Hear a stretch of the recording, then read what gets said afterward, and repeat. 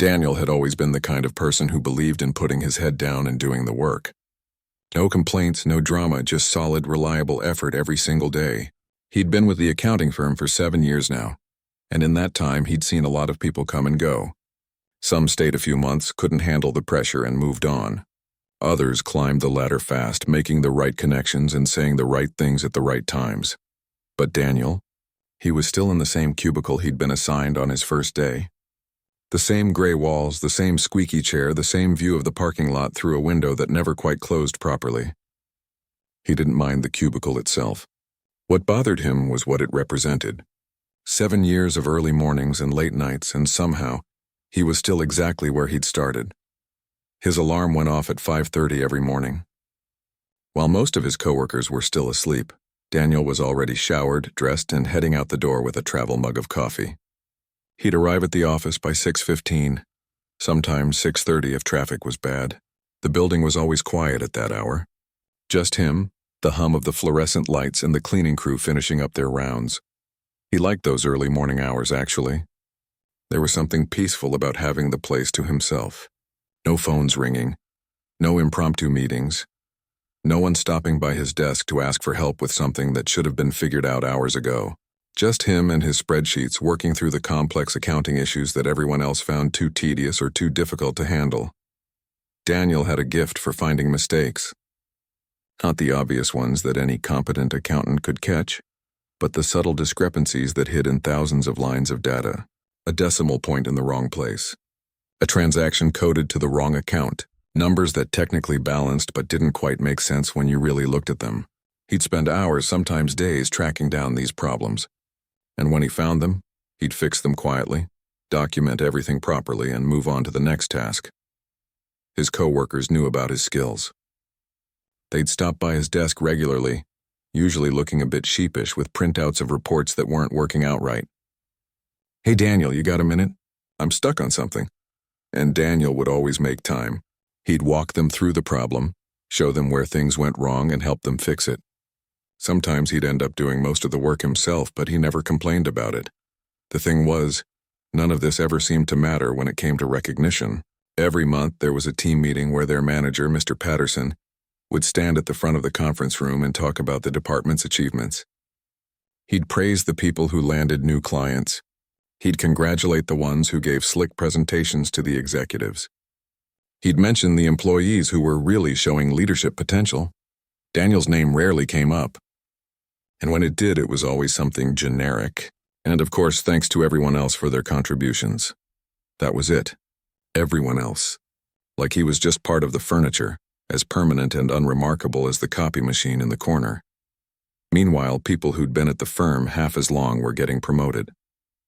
Getting raises. Getting moved to better offices with windows that actually closed. Daniel watched it happen over and over. He'd train someone, help them avoid the mistakes he'd made early in his career, watch them excel, and then watch them move past him. His wife, Lisa, could see what it was doing to him. She'd been with him since college, and she knew him better than anyone. She could tell when something was bothering him, even when he tried to hide it. In the evenings after their daughter was asleep, they'd sit together in the living room and Lisa would ask him about work. At first he'd brush it off, say everything was fine, but eventually the frustration would spill out. "I just don't understand what I'm doing wrong," he'd say, staring at his hands. "I work hard. I do good work. I help everyone who asks, but it's like I'm invisible." Lisa would hold his hand and remind him that his work did matter, that he was making a difference even if it wasn't being acknowledged the way it should be. But they both knew the truth. In the corporate world, being good at your job wasn't always enough. You had to be visible. You had to know how to sell yourself. And that had never been Daniel's strength. He'd tried a few times to be more vocal about his contributions. During one team meeting, when Mr. Patterson was praising someone else for solving a client problem, Daniel had gently pointed out that he'd actually been the one who identified and fixed the underlying issue. The room had gone quiet for a moment. Mr. Patterson had given him a thin smile and said, "Right, yes, team effort," before moving on to the next topic. Daniel never spoke up like that again. The annual reviews were the worst. Every year, Daniel would sit down with Mr. Patterson, hoping that this time would be different. This time his work would be recognized. This time he'd get the promotion he deserved. But every year it was the same conversation. "You're doing fine, Daniel. Solid work. Keep it up." A modest raise that barely kept up with inflation. No promotion. No real feedback on what he could do differently. Just a pat on the head and a message to maintain his current performance. 3 months ago, something had happened that Daniel thought would finally change things. The firm had been facing a major audit from one of their biggest clients. The numbers weren't adding up and everyone was panicking. If they couldn't resolve the discrepancies, they'd lose the client. Worse, there could be legal implications. The partner in charge of the account was practically tearing his hair out. Daniel had volunteered to take a look. For 2 weeks straight, he'd worked 12-hour days going through years of transactions line by line. He'd skip lunch, stay late, take work home on weekends. Lisa had been patient, but he could see the concern in her eyes. Their daughter had asked why Daddy was always so tired. Eventually, Daniel found it. A series of errors in how certain transactions had been recorded, compounded over years. Nothing malicious, just sloppy work that had snowballed into a massive problem. He'd documented everything, created a plan to correct it, and presented it to the partner. The relief on the man's face had been obvious. "You saved us, Daniel, seriously. I don't know what we would have done without you." For a few days, Daniel had felt like maybe things would be different now. Maybe this would be the moment his work got noticed. The audit was resolved. The client was happy. The firm had avoided what could have been a disaster. But when the partner presented the resolution to the executives, Daniel's name didn't come up. It was framed as a team effort, with the partner taking most of the credit for managing the situation. Daniel had been in the room when it happened, sitting in the back, watching his 2 weeks of grueling work get attributed to everyone but him. That night, he'd driven home in silence, his hands gripping the steering wheel tighter than necessary. When he walked through the front door, Lisa took one look at his face and knew. She didn't ask about his day. She just pulled him into a hug and let him stand there, holding on to her like she was the only solid thing in a world that had stopped making sense. Lying in bed that night, staring at the ceiling, Daniel had made a decision. He couldn't keep doing this. He couldn't keep giving everything he had to a place that saw him as disposable. 7 years was enough. It was time to start looking for something else, somewhere his work might actually be valued. The next morning he got up at 5:30 like always, made his coffee like always, drove to the office and arrived by 6:15 like always. But something was different now. For the first time in 7 years, Daniel wasn't working for recognition or advancement. He was just going through the motions, counting down the days until he could leave. And that realization, more than anything else that had happened, made him feel truly invisible. The envelope sat on Daniel's desk like a ticking bomb. Annual review time had come around again, and he knew exactly what was inside. He'd been through this routine 6 times before. Same manila envelope, same standard form with boxes checked and generic comments filled in. He picked it up slowly, feeling the weight of it in his hands, and for a moment he considered just throwing it away without reading it. But he opened it anyway. Because that's what Daniel did. He followed the process even when he knew it was pointless. The form was about what he expected. Performance rating meets expectations. Areas of strength, attention to detail, reliability, technical skills. Areas for improvement. Could be more visible in team settings. Should work on executive presence. Recommended salary increase 2%. After the year he'd had. After saving the firm from that audit nightmare. After training 3 new employees who were now making more money than he was. After being the go-to person for every difficult problem no one else wanted to touch. 2%. Daniel set the form down carefully, afraid that if he wasn't careful he might rip it in half. He stared at his computer screen, not really seeing anything, just feeling a cold sort of anger settling in his chest. Not the hot explosive kind that makes you want to yell or throw things. The cold kind that makes you realize something fundamental has broken and can't be fixed. Mr. Patterson called him in that afternoon for the official review meeting. Daniel sat across from him in the small office. The same office where they'd had this same conversation 6 times before. Mr. Patterson was shuffling papers, not quite making eye contact, which told Daniel everything he needed to know about how this was going to go. "So, Daniel, another solid year," Mr. Patterson started, using that cheerful voice managers use when they're about to deliver bad news. "Your work continues to be reliable. We can always count on you. Daniel nodded, saying nothing. What was there to say? The 2% increase is in line with what most of the department is getting this year, Mr. Patterson continued. Budget constraints, you know how it is. But your performance is solid. Just need to see you step up a bit more. Be more vocal in meetings. Show some leadership initiative. Like the audit I handled 3 months ago, Daniel heard himself say. He hadn't planned to bring it up, but the words came out anyway. Mr. Patterson blinked. The audit was a team effort. Everyone contributed. I worked 12-hour days for 2 weeks straight. I found the errors. I fixed them. I saved the client. Daniel's voice was level, but there was an edge to it he couldn't quite hide. And that's appreciated, Daniel. It really is. But that's your job. That's what we pay you to do. Mr. Patterson leaned back in his chair, clearly uncomfortable with the direction the conversation was taking. Look, if you want to move up, you need to think about the bigger picture. It's not just about doing the work. It's about how you present yourself, how you communicate with leadership. That's what gets people noticed. Daniel left the meeting 15 minutes later with nothing resolved and everything confirmed. He walked back to his cubicle, sat down, and stared at the gray walls that had surrounded him for 7 years. Then he opened a blank document on his computer and started typing. The resignation letter came out easier than he expected. No anger, no long explanations. Just simple and professional. 2 weeks' notice. Thank you for the opportunity. Best wishes for the future. He saved it in a folder and closed the document.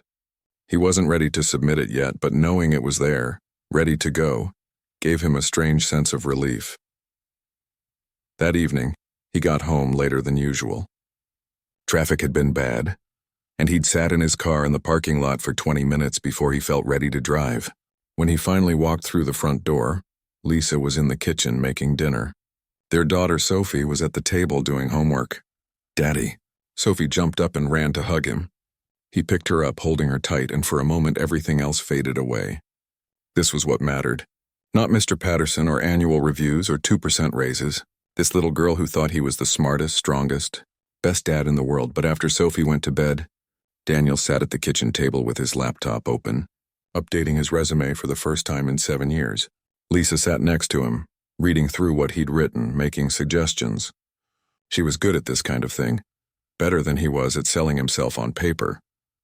You should mention the audit, she said, pointing at the screen. That's huge. Any company would want someone who can handle that kind of pressure. Daniel added it, along with other accomplishments he'd never bothered to document before. Looking at it all written out like this, he realized he'd actually done a lot, more than he'd given himself credit for. But his current employer would never see it that way. To them, he'd always just be reliable old Daniel, sitting in his cubicle doing the work nobody else wanted to do. He started applying to jobs that night. Nothing frantic or desperate, just putting feelers out there, updating his profile on professional networking sites, reaching out to a few recruiters. Within a week, he had his first phone interview, then another, then an in-person meeting with a firm across town that was looking for someone with his exact skill set. The whole time, he kept going to work like nothing had changed. Same early mornings, same quiet hours before everyone else arrived, same difficult problems that landed on his desk. But something had shifted inside him. He wasn't working for approval anymore. He wasn't hoping to be noticed. He was just doing his job while he waited for something better to come along. His coworkers didn't notice the change, but Lisa did.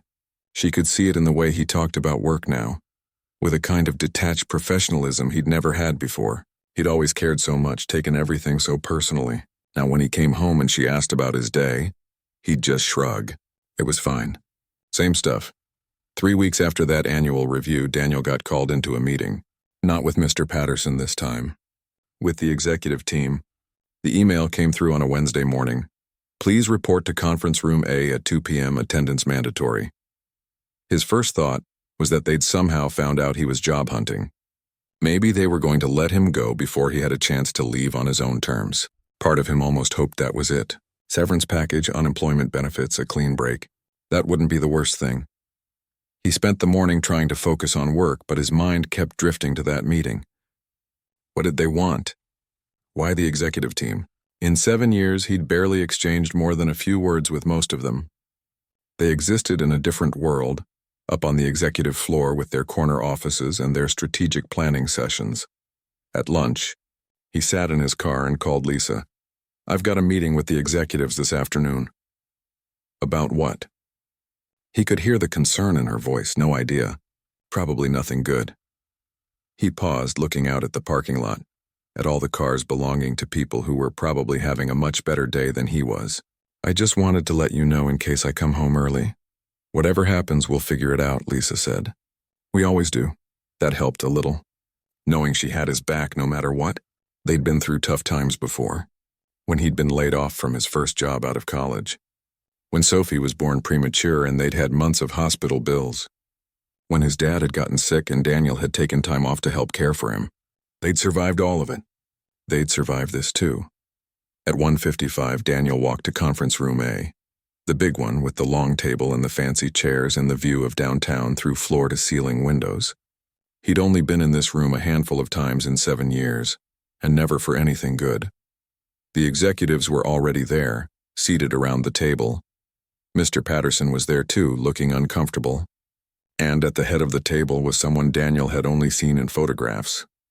Catherine Reynolds, the founder's daughter. She'd taken over as majority owner when her father retired, but she'd stepped back from day-to-day operations years ago. Rumor was she only showed up when something serious was going down. Daniel took a seat, his heart pounding. Whatever this was, it was big, and he had no idea if he was about to get fired, promoted, or something else entirely. Catherine Reynolds looked at him with sharp, intelligent eyes. Then she slid a thick folder across the table toward him. "Mr. Chen," she said, using his last name in a way that made this feel very formal, very official. "We need to talk about your work here. All of it." Daniel opened the folder and his breath caught in his throat. Inside were printouts. Dozens of them. Emails, reports, project summaries, all his work going back years. Color-coded tabs marking different projects, different accomplishments. Someone had been documenting everything he'd done, every problem he'd solved, every crisis he'd averted, every person he'd trained. He looked up at Catherine Reynolds, completely confused. And she smiled. Not the fake smile managers use in annual reviews. A real smile. The kind that said she knew something he didn't and she was about to change his entire world. Daniel's hands trembled slightly as he flipped through the folder. Page after page of his work, documented in detail he'd never bothered to keep track of himself. There was the Johnson account from 3 years ago, where he'd caught a series of billing errors that would have cost them a major client. The training program he'd developed for new hires, which had cut onboarding time by 40%. The audit from 3 months ago that everyone knew about but nobody credited him for. Everything was there.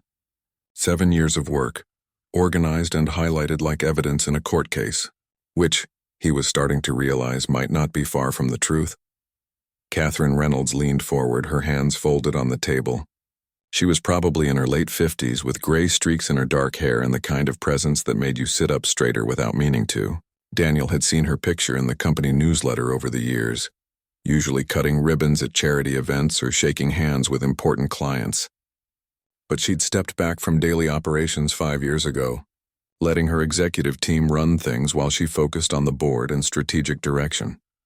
"I'm going to be direct with you, Daniel," she said. Her voice was calm but serious. 3 months ago, I started getting concerned about how this firm was actually operating versus what was being reported to me.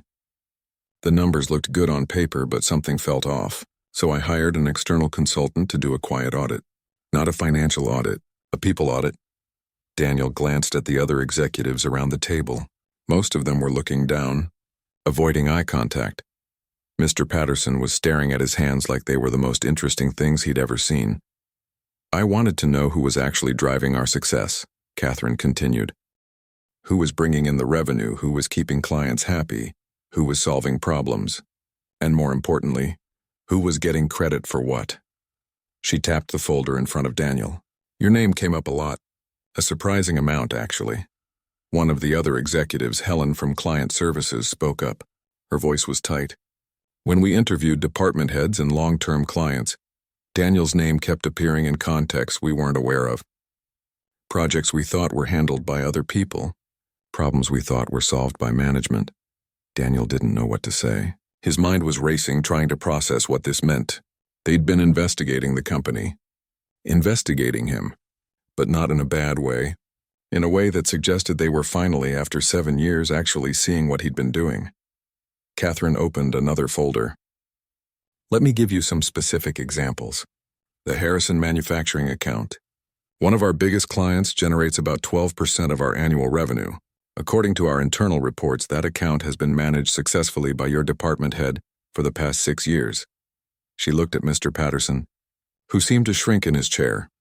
But when we interviewed the CFO at Harrison Manufacturing, she told us a different story. She said that 3 years ago they were about to leave us. They were frustrated with the service, felt like nobody was paying attention to their needs. But then they started working directly with someone named Daniel Chen. She said, and I'm quoting here, "Daniel saved that relationship. He's the only reason we're still with your firm." Daniel remembered that account. Harrison Manufacturing had been a mess when it landed on his desk. The previous accountant had made a series of mistakes and the client was angry. Daniel had spent months rebuilding that relationship, staying late to make sure their reports were perfect, calling them personally to walk through any questions. It had been exhausting, but he'd done it because it was the right thing to do. The Westfield audit, Catherine continued, moving to another tab in the folder, the one that happened 3 months ago. When we asked Mr. Patterson here how it was resolved, he gave us a very detailed explanation of the team's efforts and his leadership in managing the crisis. Mr. Patterson cleared his throat. It was a team effort, was it? Catherine's voice got colder. Because when we pulled the actual work files, 95% of the analysis was done by Daniel. The correction plan was written by Daniel. The presentation to the client was based entirely on Daniel's work.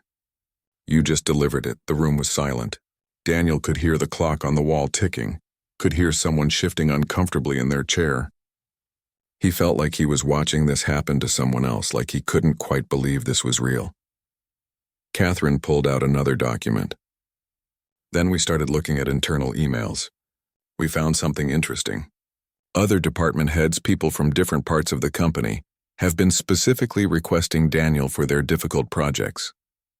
For years, she started reading from printouts. Can we get Daniel to look at this? He's the only one who can figure this stuff out.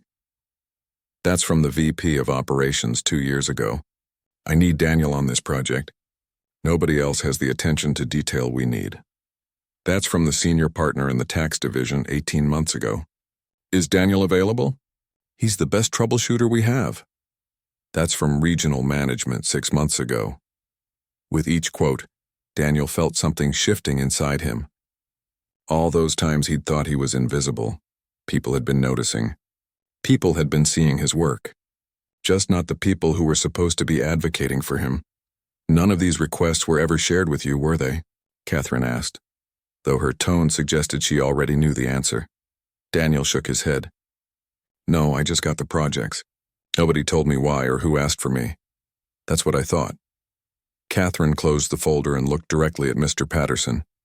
Would you like to explain why you've been filtering this information? Why you've been taking credit for your team's work, specifically Daniel's work, in your reports to leadership? Mr. Patterson opened his mouth, closed it, opened it again. The team works together. I coordinate their efforts. That's my job as a manager. Your job is to develop your team and advocate for them, Catherine said sharply. Your job is to make sure talented people get recognized and promoted. Instead, you've been building your own reputation on their accomplishments while keeping them stuck in place. She turned back to Daniel. The audit you handled 3 months ago. Do you know what would have happened if you hadn't caught those errors? Daniel shrugged. We would have lost the client, probably. More than that, those errors could have exposed us to legal liability, potential malpractice claims. We could have been looking at a lawsuit that might have cost us millions. You didn't just save a client relationship. You potentially saved this entire firm from a catastrophic legal situation. She let that sink in for a moment. And your annual review after that? 2% raise. Meets expectations. Catherine's voice dripped with disgust. That's insulting. That's worse than insulting. That's incompetent management. Daniel's head was spinning. 7 years of feeling invisible, of doubting himself, of wondering what he was doing wrong. And it turned out he hadn't been doing anything wrong. The system had been broken. The person who was supposed to be looking out for him had been actively holding him back. Helen spoke up again. We also discovered that Daniel has trained 6 employees who are now in senior positions. 3 of them are making 40 to 50% more than he is. even though they came to the firm after him and learned their core skills from him. That hurt to hear, even though Daniel had already known it. He'd watched those people move past him, had congratulated them on their promotions, had felt genuinely happy for them. But he'd always wondered why the same opportunities never came to him. "There's more," Catherine said. And Daniel wasn't sure he could handle more. "We analyzed client retention rates. Accounts that Daniel works on have a 97% retention rate over 5 years. The department average is 73%. Accounts he's worked on generate 40% of the department's revenue, even though he's theoretically just a mid-level accountant." She pulled out a spreadsheet, turned it so Daniel could see. Numbers and graphs all showing the same thing. He wasn't just good at his job, he was exceptional at it. He was, by any objective measure, one of the most valuable employees in the entire company. "So here's where we are," Catherine said. "I came out of semi-retirement specifically to fix problems like this. Problems where the real talent gets buried while people who are good at office politics get promoted. I'm not going to let that continue." She looked around the table at the other executives. "This isn't just about Daniel.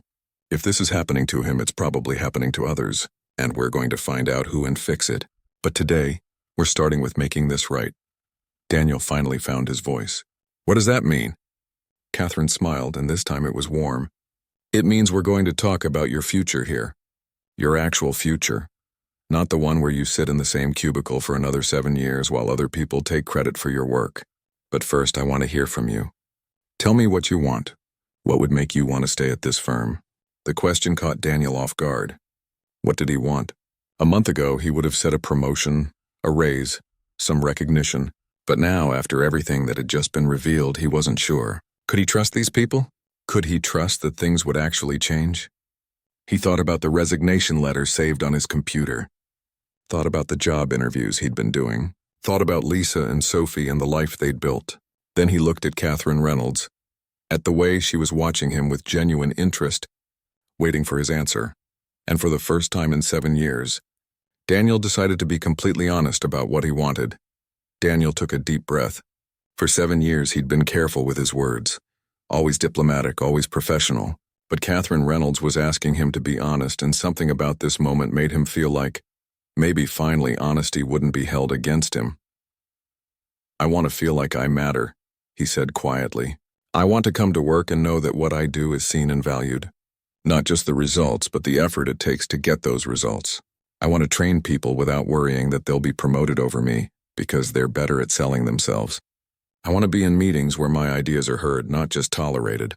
He paused, looking down at his hands. "And honestly, I want to trust that the people above me actually care about my career, not just what I can do for them. Because right now I don't trust that. I'm not sure I can." The room was quiet. Mr. Patterson looked like he wanted to disappear. Catherine was nodding slowly, taking in everything Daniel had said. "That's fair," she said. "More than fair. And I'm going to be honest with you too. I can't change 7 years of what happened to you. I can't give you back the promotions you should have gotten or the recognition you deserved. What I can do is make sure the next 7 years look very different." She opened another folder, this one thinner. "Before we get into what that looks like, there's more you need to know. The audit we conducted didn't just look at your work. It looked at patterns across the whole company. And what we found was disturbing." Helen took over, her expression serious. "We discovered that employees like you, people who do excellent technical work but aren't naturally self-promotional, are systematically undervalued. Meanwhile, people who are good at managing up but produce mediocre work are overvalued. It's created a culture where the wrong people are rising to leadership positions. And those people," Catherine added, "are making decisions that affect the entire company. They're hiring people like themselves. They're promoting people who make them look good, rather than people who make the company better. Over time, that kind of culture can destroy a business." She pulled out a chart showing employee turnover rates. "We've lost 17 high-performing employees in the past 3 years. People who quietly did excellent work and then left when they realized they weren't going anywhere. We interviewed some of them after they left. Want to know what they said?"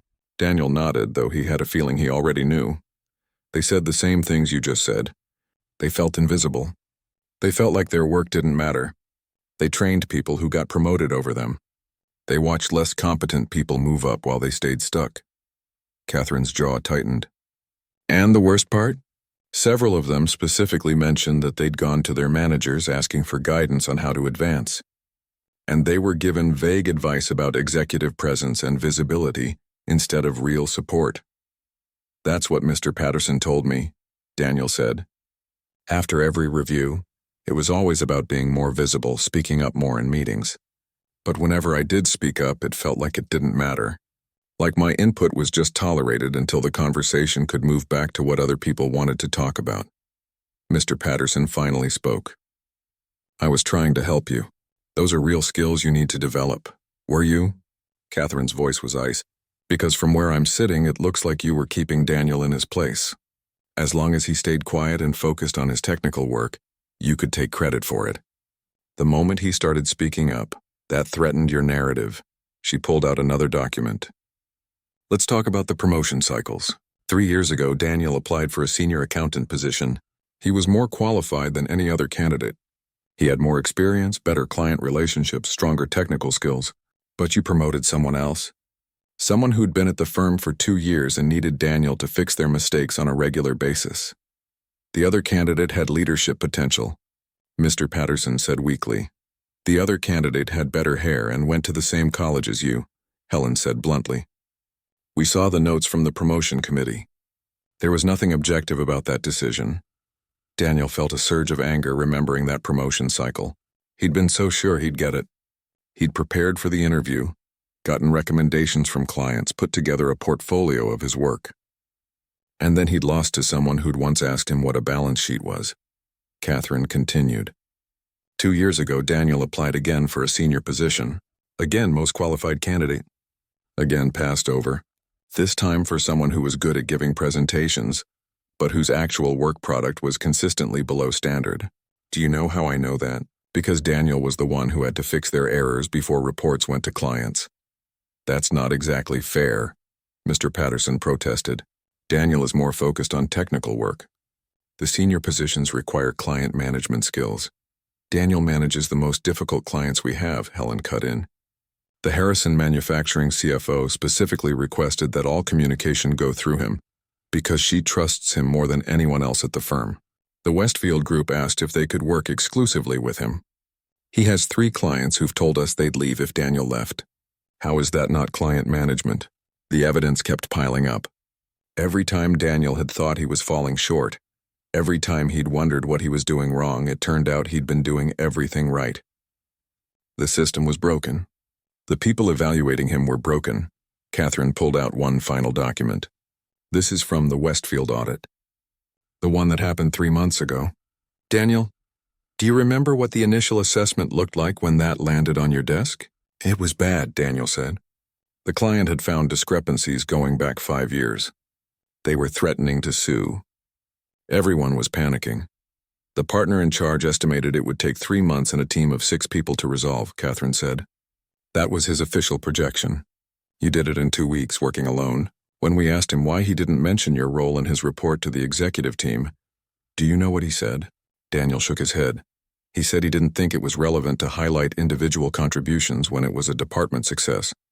Catherine's voice was bitter. Except when it came time to talk about who managed the crisis. Then he was very specific about his own leadership. She closed that folder and pushed it aside. Here's what actually happened during that audit. Based on our investigation, you identified 17 separate issues that had compounded over 5 years. You traced each one back to its source. You created a correction plan that not only fixed the immediate problems, but also implemented controls to prevent them from happening again. You personally called the client's CFO and walked her through everything, rebuilding trust that had been completely shattered. And you did all of this while still handling your regular workload, because nobody thought to reassign your other responsibilities. Daniel remembered those 2 weeks. He'd been exhausted, stressed, worried he wouldn't be able to fix it in time. Lisa had been concerned about him. Sophie had barely seen him. But he'd done it because that's what needed to be done. The client specifically told us they were impressed by your professionalism and competence, Helen added. They said you turned a potential lawsuit into a strengthened relationship. That's not just technical work. That's exceptional client management and problem-solving under pressure. Catherine leaned back in her chair. So when you got a 2% raise and a meets expectations rating after that, it wasn't because you'd only met expectations. It was because the people evaluating you weren't actually paying attention to what you were contributing. Or worse, they were paying attention but didn't want to acknowledge it because that would mean they'd have to promote you. It's the second one, isn't it? Daniel said quietly. He knew what I did. He just didn't want to admit it. Nobody contradicted him. Catherine stood up. Here's what's going to happen next. Mr. Patterson, you're being reassigned. You'll report to Helen in a non-supervisory role while we conduct a full review of your management practices and decisions over the past 5 years. Depending on what we find, you may or may not have a future with this firm. Mr. Patterson's face went pale, but he nodded. Helen will be taking over as interim department head. Catherine continued. Her first priority is identifying anyone else who's been undervalued and making immediate corrections. Her second priority is rebuilding the department's culture, so this doesn't happen again. She turned to Daniel. As for you, we need to talk about where you go from here. And Daniel, I want you to know something. You have leverage in this conversation. After what we've found, you could walk out of here today and I wouldn't blame you. You could probably find another firm that would value you properly from day one. So when we talk about your future here, I need you to tell me honestly whether you even want to stay. Because if you do, we're going to make it worth your while. And if you don't, I'm going to make sure you leave with the recognition and references you deserve. Daniel looked at the woman who'd spent months investigating her own company to find out what was really happening. He thought about the folder full of evidence that proved he'd been right all along. He thought about Helen, who'd clearly been fighting for change from within. And he thought about all the other employees who might be sitting in their own cubicles right now, feeling invisible, wondering what they were doing wrong. I want to hear what you're offering, Daniel said. But I also want to know what you're doing to make sure this doesn't happen to anyone else. Catherine smiled. That's exactly the kind of thinking I was hoping for. Let's talk. Catherine gestured for everyone except Helen to leave the room. Mr. Patterson left quickly, avoiding eye contact with Daniel. The other executives filed out, some looking relieved, others uncomfortable. When the door closed, it was just the three of them, and the atmosphere shifted from formal to something more human. Coffee? Helen asked, walking to the corner where a fresh pot was brewing. Daniel nodded. His mouth was dry, and his mind was still trying to process everything that had happened in the last hour.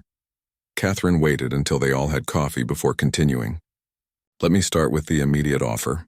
Then we'll talk about the bigger picture. We want to promote you to Senior Director of Financial Operations. That's 2 levels above your current position. It comes with a salary increase of 68%, full benefits package, profit sharing, and a signing bonus to compensate for the years you were underpaid. Daniel nearly choked on his coffee. 68%? Yeah. That puts you roughly where you should have been if you'd been promoted on a normal trajectory, Helen explained. We looked at comparable positions at other firms and what people with your experience and track record earn. This isn't charity. It's correction, Catherine continued. The role would involve overseeing complex client accounts, mentoring senior accountants, and working directly with partners on high-stakes projects. But here's the part I think you'll care about more. We want you to help redesign how we evaluate and promote employees. You've lived through a broken system. You know what it looks like from the inside. We need that perspective. Daniel set his coffee down carefully. You want me to fix the system that failed me? I want you to make sure it doesn't fail anyone else, Catherine said. Look, I can hire consultants. I can bring in experts who've never worked here to tell us what we're doing wrong. But they won't understand the culture the way someone who's been here does. They won't know which managers are problems and which are just following bad examples. You do, Helen leaned forward. I've been pushing for changes for 3 years. But I'm up on the executive floor. I don't see what happens in the departments day to day. I don't know who else is sitting in a cubicle right now doing exceptional work that nobody sees. You do. You've worked alongside those people. You've trained them. You know who they are. Daniel thought about the people he'd worked with over the years. The quiet, competent ones who did great work and never got recognized. The ones who'd helped him when he was struggling. Who'd covered for him when his dad was sick. Who'd celebrated Sophie's birth with him. There were good people at this firm. People who deserved better than what he'd gotten. What kind of changes are we talking about? He asked. Catherine pulled out a notebook. We're implementing quarterly peer reviews in addition to manager reviews. Your coworkers will have a say in your evaluation, not just your boss. We're creating objective metrics for promotions, so it's not just about who's good at interviews. We're requiring managers to document why they're promoting one candidate over another, and that documentation will be reviewed by HR and senior leadership. We are also implementing a transparency policy," Helen added. "If someone from another department requests you for a project, you'll know about it. If a client specifically asks to work with you, that gets documented. No more filtering information so managers can take credit. And we're doing compensation audits annually," Catherine said, "not just to make sure we're competitive with other firms, but to catch situations like yours where someone's being underpaid for their actual contribution. If we find discrepancies, we fix them immediately." Daniel absorbed all of this. It sounded good. It sounded like real change. But he'd been disappointed before. How do I know this isn't just words? How do I know that 6 months from now, things won't go back to the way they were? "You don't," Catherine said bluntly. "I can make promises, but you've been given promises before. The only way you'll know is if you stay and see it happen. That's why I'm being upfront about this. I need you to take a leap of faith. And I know I'm asking a lot after the firm already broke your trust once." She paused, looking directly at him. "But here's what I can tell you. I'm coming out of retirement to fix this place.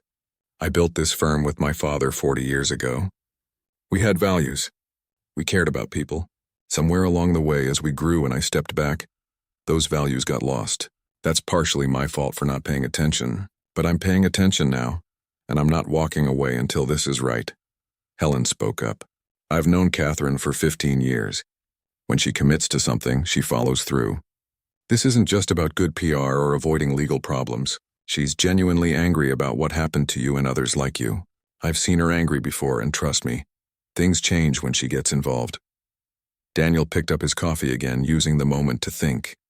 This was everything he'd wanted, not just recognition and a promotion, but actual systemic change, a chance to make sure what happened to him didn't happen to others. But accepting this offer meant trusting people who'd failed him. It meant staying at a place that had made him feel worthless for years.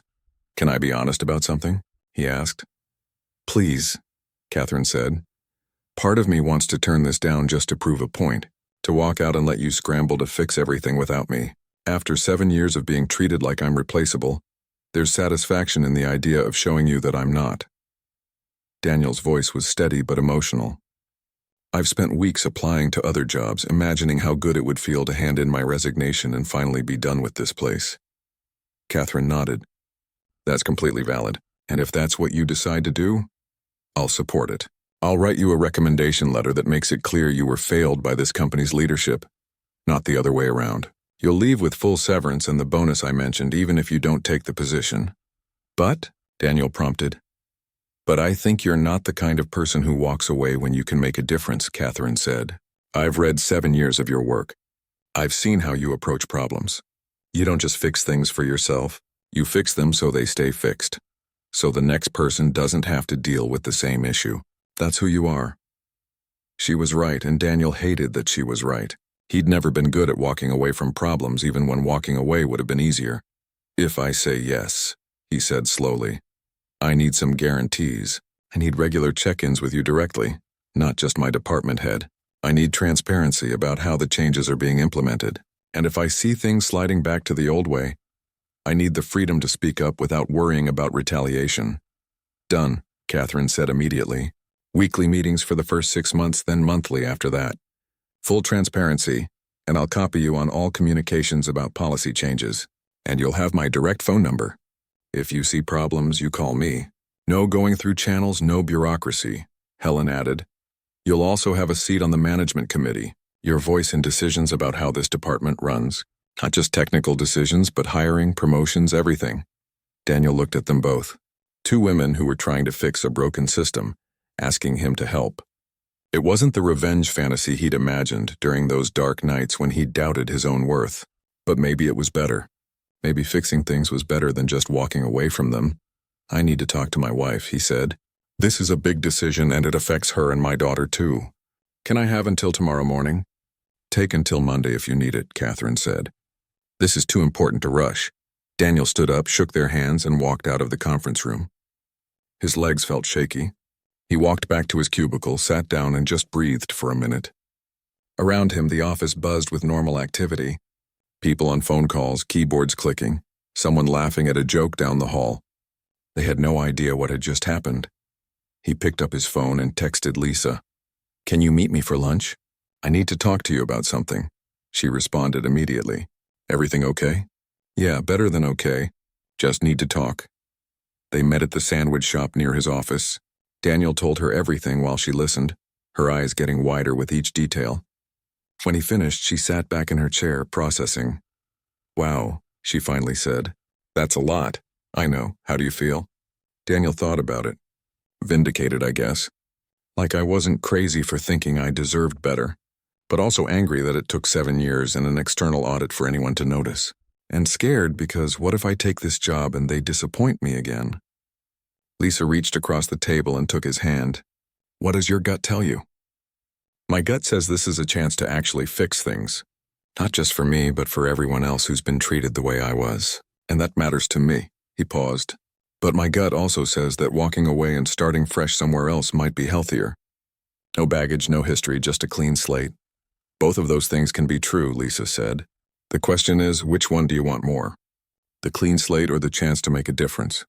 That night, Daniel lay in bed thinking about it. He thought about the resignation letter still saved on his computer. He thought about the job interviews he'd been doing, the other opportunities that were out there. He thought about starting over somewhere new, where nobody knew him as the guy who got overlooked for 7 years.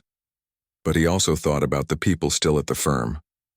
The ones who might be going through exactly what he went through, the ones who might be sitting in their cubicles right now, wondering why their hard work didn't matter. If he took this position, he could help them. He could be part of building something better. On Monday morning, Daniel walked into Catherine's office. She looked up from her computer and he could see the question in her eyes. "I'll take the position," he said, "but I'm holding you to everything you promised. The transparency, the check-ins, all of it." Catherine smiled and stood up to shake his hand. "Welcome to leadership, Daniel. Let's get to work."